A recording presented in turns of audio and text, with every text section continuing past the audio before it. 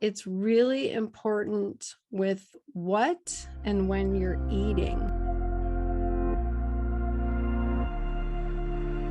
It's really common for women with PCOS to not actually have an appetite, and to not feel like eating full-size meals.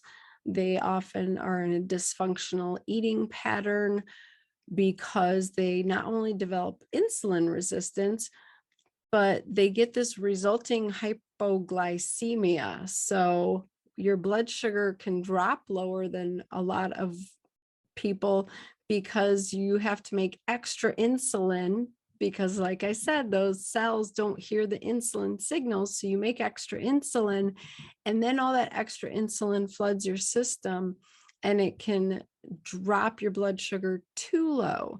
So you go from these big, high levels of blood sugar to too low of levels, whereas someone without this polycystic ovarian syndrome, they don't have as big of, elevations or drops. And so you're more on a roller coaster with your blood sugar.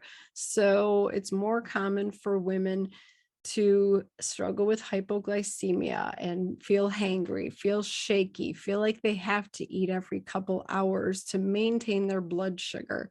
And for a long time, that it's actually awful recommendations that was told that's what you should do, is to eat every couple hours to maintain your blood sugar.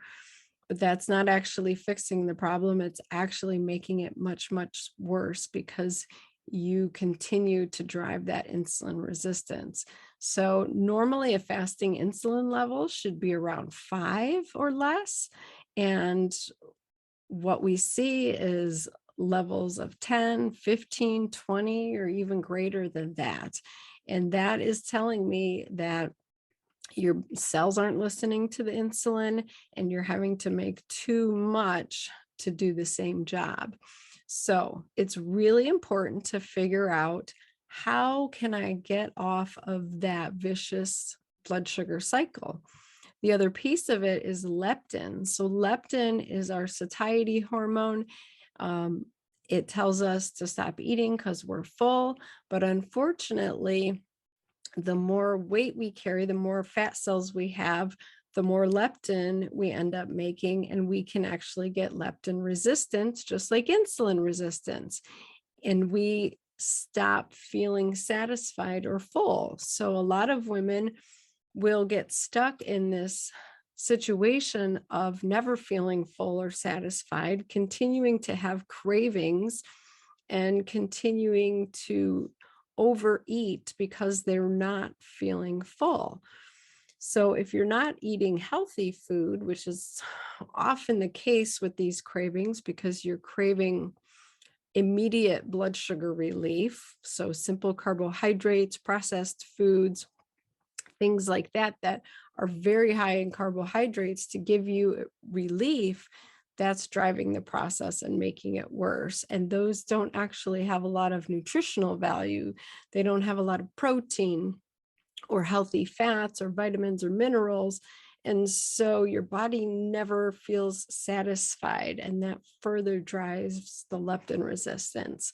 So you're stuck in this vicious cycle. What do? You literally need to do time restricted feeding, and that can start with just getting rid of your snacks, really focusing on eating 3 nutrient dense meals a day. And that means getting 30 or 40 grams of protein in that meal, getting probably 30 or 40% of healthy fats like grass-fed butter or ghee, olives, olive oil, avocados, eggs, all these good healthy fats, along with lean, clean proteins, grass-fed beef, free-range chicken, that type of thing, and minimal carbohydrates. They should be actually from vegetables. You should have a lot of fiber in your carbohydrates because that causes your blood sugar to not be so elevated. It's the simple carbohydrates that elevate your blood sugar,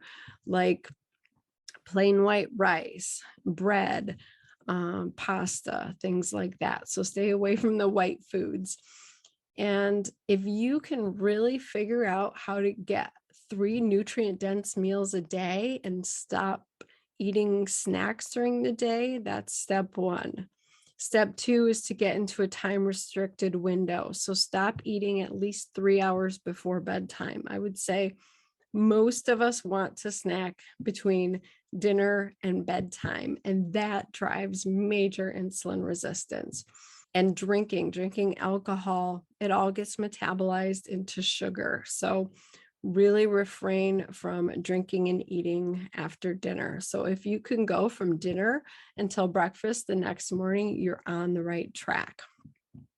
And intermittent fasting and time restricted feeding is a practice that you need to learn how to do. You can't just wake up one day and do a 16-hour fast necessarily, especially if you have metabolic issues like PCOS.